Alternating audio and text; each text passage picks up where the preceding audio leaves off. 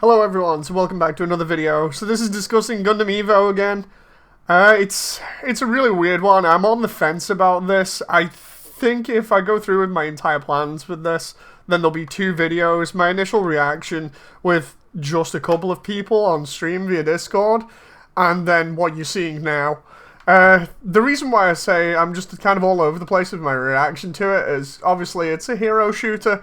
Hero shooters seem to have been on the decline recently. At least in the past couple of years, from what I can tell with the overall gaming public, it seems like hero shooters were definitely at the peak with Overwatch in terms of popularity, and then they've just kind of fizzled out. So I don't know where Bandai were coming from with this whole idea of doing this sort of thing where we have a hero shooter with mobile suits. It's really weird. There were a lot of people comparing it to Overwatch and saying, it's just basically copy-paste Overwatch. There are a couple of nitpicks that I've got, which, I'll save for the other video, but it's really interesting to see the choices that they've made design-wise here. I'm on the fence with it from that sort of aspect of, who's this supposed to appeal to, and why were these decisions made, and what's the balancing going to be like in future? I'm interested because of those things, but cautious as well, because then we've got the other side of things where it's a free-to-play, it's on Steam, so you just know it's going to have monetization in it to sort of Overwatch levels of crazy with different things like charms and skins and sprays, which have already been seen in the public network test that you've seen behind me. And there's a lot of stuff to be concerned about, and it's going to be interesting to see how it's addressed in future. But on the other side of things, because I don't like being overly negative, unless there's a damn good reason,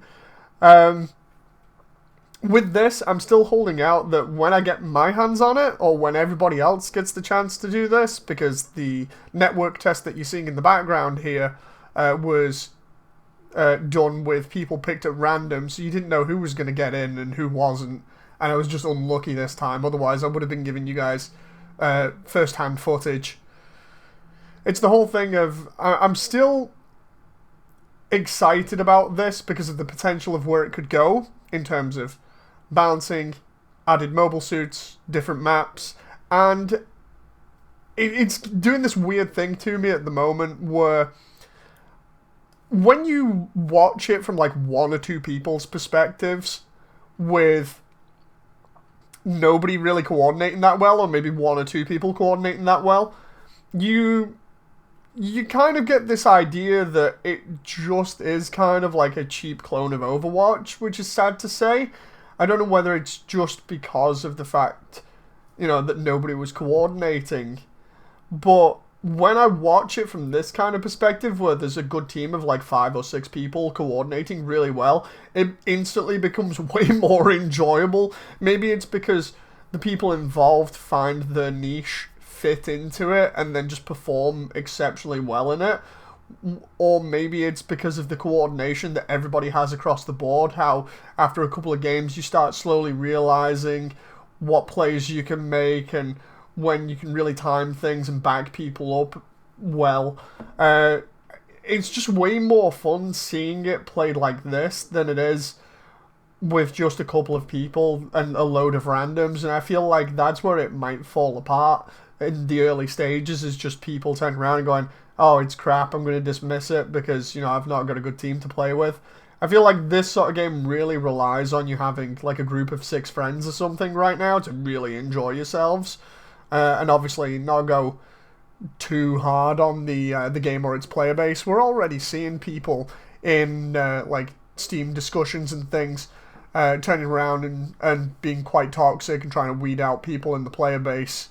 And basically saying, oh, this isn't a game for casuals, and trying to sort of make it their own. And it's a lot of weird discussions like that I don't particularly like, because it's almost got that sort of elitist mentality. I'd much prefer Gundam at this point to have a much broader and wider audience to attract more people to it, so that there's more content, there's more fun to be had, I think taking that approach rather than that sort of sweaty or toxic elitist mentality is not going to be good for the game overall. But all games tend to have that sort of person in it, and it's just a case of avoiding them.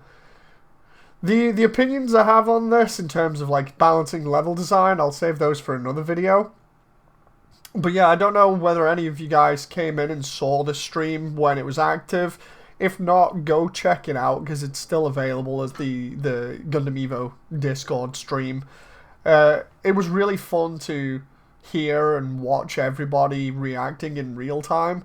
If I do something like this again, which I do want to, then I'll probably try and change the settings for OBS because OBS has been giving me a lot of trouble recently, so that's why it's in a little bit lower resolution.